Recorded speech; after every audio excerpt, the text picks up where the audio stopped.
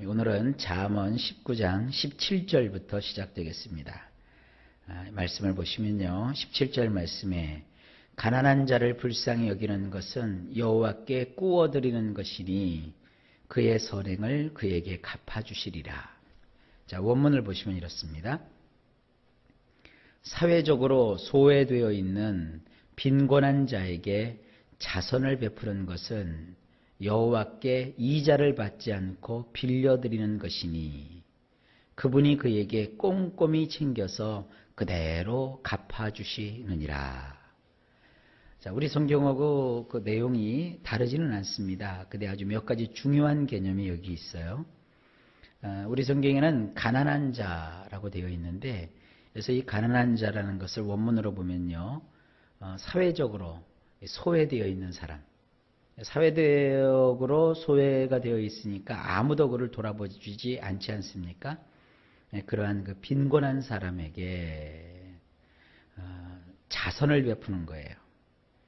자선을 베풀어 주면 이것은 여호와께, 우리 성경에는 그냥 꾸어드리는 것이라고 되어 있는데, 여기서 이 꾸어드리는 개념은 이자를 받으려고 꾸어주는 게 아니라 이자를 받지 않고 그냥 이렇게 빌려드리는 것과 같다는 겁니다.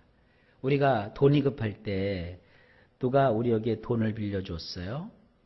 그 이자를 아주 저렴하게 받으면서도 빌려줘도 그것도 고맙죠. 누가 나와 같은 자에게 돈을 빌려주겠어요? 근데 그것도 원금만 그냥 형편껏 갚으세요. 그러면서 이자도 받지 않고 그냥 돈을 빌려줬다고 해봅시다. 이거 얼마나 감사한 일입니까? 그러니까 이것은 그냥 주는 돈이 아닙니다. 가난한 사람에게 그냥 주는 것은 그냥 적선이죠. 한 끼 식사하세요. 가족들과 함께 좀 지내세요. 그거 얼마 안 돼요. 그러나 꾸어주는 것은요, 이건 굉장히 큰 돈이잖아요. 무슨 이거 갖고 장사를 하라든지, 이거 갖고 살 집을 마련하라든지, 이 정도 돼야 이게 빌리는 거 아니겠습니까? 그 큰 목돈을 그에게 빌려주면서도 이자를 받지 않고 빌려주면 그건 너무 고마운 것이죠.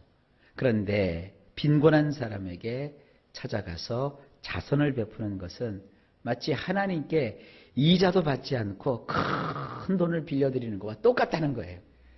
그러니까 여러분, 인간도 누가 자기에게 그렇게 이자도 받지 않고 그 돈을 빌려주면 그거 떼먹고 못 도망가죠. 떼먹고 도망가면 그건 사람이 아니죠.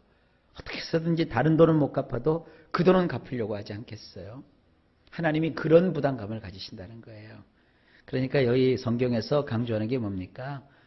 남들이 알아주지 않는 그 소외된 사람, 아무도 돌아보주지 않는 그런 사람들에게 너희가 가서 자선을 베풀어 주어라.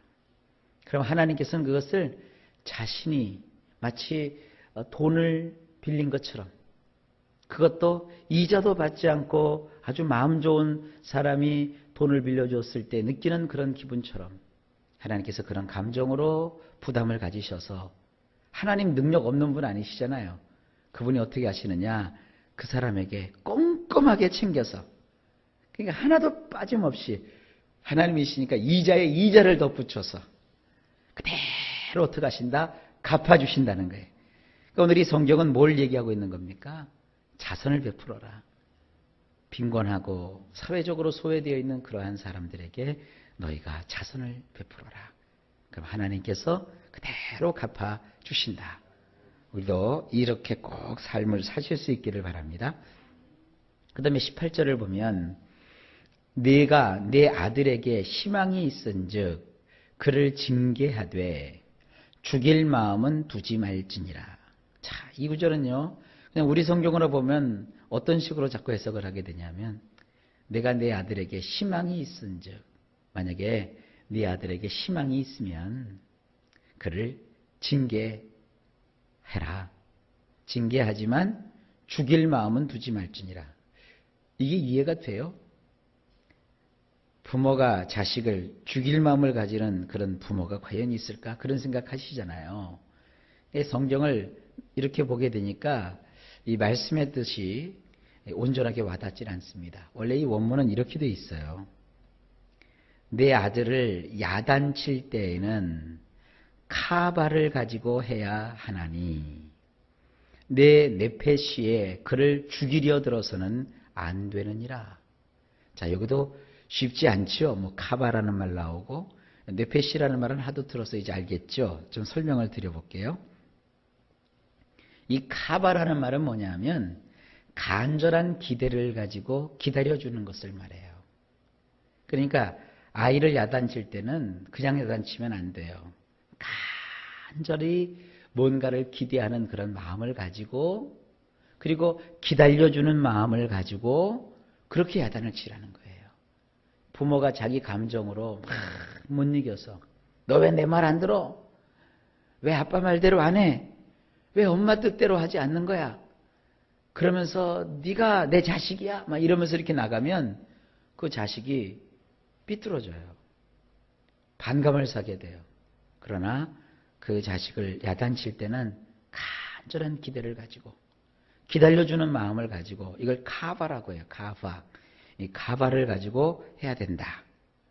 그리고 내 네페시에 그를 죽이려 들어서는 안 된다. 이게 무슨 말이냐 하면 나의 그 야단치는 말을 통해서 내 자녀가 좌절을 하거나 또 열등감을 느껴서 이를 포기하게 해서는 안 된다는 거예요. 야단 한 번 잘못 치면 아이가 죽는 거예요. 우리 식으로 얘기하면 뭐예요? 주눅이 드는 거예요. 애들을 야단치고 혼내켜도 우리가 주눅 들게 하면서 아이들을 혼내킬 이유가 없다는 것입니다. 성경은 이 아이들을 어떻게 잘 가르치고 이끌어야 되는지를 말씀하고 계시는 겁니다. 자, 그 다음에 19절입니다. 노하기를 맹렬히 하는 자는 벌을 받을 것이라. 내가 그를 건져주면 다시 그런 일이 생기리라. 자, 이것도 우리 성경으로 보면 이해가 갈 듯한데 뒷부분이 이해가 안 가죠? 보세요. 노하기를 맹렬히 하는 자는 벌을 받을 것이라. 노하면 벌 받나? 내가 그를 건져주면 다시 그런 일이 생기리라. 건져준다는 건 또 뭔가? 다시 그런 일이 생긴다니? 이해가 안 간다고요. 그러니까 성경이 어렵다고 하는데 절대 어렵지 않습니다. 원문은 이런 뜻이에요. 그래서 노한다는 말은 뭐냐? 불같이 성을 내는 걸 뜻해요. 노하기를 맹렬히 하는 자는 이거 무슨 뜻이냐면 불같이 성을 내며 일을 크게 만드는 자. 별것도 아닌데 막 화를 내고 막 성질을 부리고 괜히 일을 크게 만드는 사람들이 있잖아요. 이런 사람들 있죠. 화를 내다가 자기 성에 못 이겨서 화를 더 내요. 막 분이 나서 그 일 하나만 가지고 끝나야 되는데 그걸로 인해서 막 이것도 화내고 저것도 화내고 막 다 세상 뒤엎을 것처럼 일을 크게 이렇게 벌리는 사람이 있어요. 이러한 사람은 어떻게 해야 되느냐? 마땅히 벌을 주어야 한다. 지금 왕인 아버지가 왕이 될 자기 세자에게 교훈하고 있다고 생각을 해보세요. 세자야, 네가 나라를 다스릴 때 네 주변의 신하 가운데 불같이 성을 내며 일을 크게 만드는 자가 있느냐? 그러면 마땅히 그에게 벌을 주어라. 이런 뜻이에요. 이 벌이라는 말은 뭐냐면 벌금을 먹여라. 책임을 지어라. 화를 내면은 안 되지만 만약에 그 화를 내는 사람이 있다면 그 사람에게 벌금을 먹여라. 이런 뜻이에요. 그 다음 구절을 보면 그런 자를 봐주면 그러니까 뭐 저 사람 성격이 저러니까 뭐 원래 저러니까 이렇게 봐주면 너는 반복해서 그렇게 해야 하느니라. 그러니까 그 사람이 막 불같이 성을 내서 일을 크게 만드는 걸 그냥 내버려 두면 그걸 응징하지 않으면 결국 그것을 그냥 내가 마음이 좋아서 그냥 괜찮아 이거 넘어가면 반복해서 그렇게 해야 된다는 거예요. 매사에 그렇게 된다는 거예요. 그러니까 우리가 주변에서 이렇게 사람들을 대할 때 경우에 합당하지 않게 괜히 쓸데없이 화내고 일 만들고 이런 사람들이 있으면 마땅히 그것에 따른 책임을 느낄 수 있도록 해주어야 됩니다. 그래야 그 사람이 깨닫고 조심하지 그냥 내버려 두면 반복해서 계속 그런 일이 벌어지게 되고 그런 일로 인해서 곤란해지게 되는 거예요. 자식을 키울 때도 마찬가지입니다.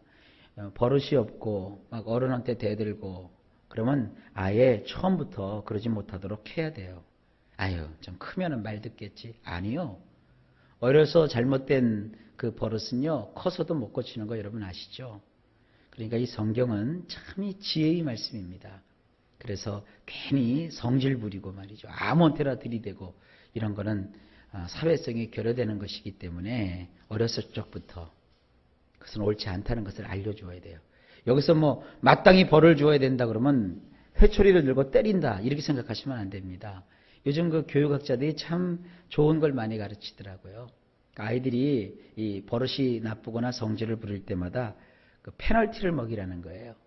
거기에 합당한 벌을 주라는 거예요. 그래서 한 가지 보면 이게 스티커 이렇게 박스를 해가지고 한쪽은 상, 한쪽은 벌 이렇게 하라는 거예요. 그래서 아이가 엄마 말을 잘 듣고 아빠 말을 잘 들으면 그 상에다가 스티커를 하나 딱 붙여주고, 그리고 말을 안 듣고 막 성질 부리고 막 밥투정하면은 그 스티커에다가 벌에다가 이렇게 상 이렇게 딱 붙이라는 거예요. 예, 그날 혼내키지 말고 그거를 일주일이나 한 달 단위로 계산을 해보라는 거예요. 그러면 한 번 겪을 때는 모르는데 그것이 쌓이면 누적되잖아요. 그러니까 한 달에 스티커가 한 30장이 붙어 있으면 애가 내가 착한 일을 잘했구나.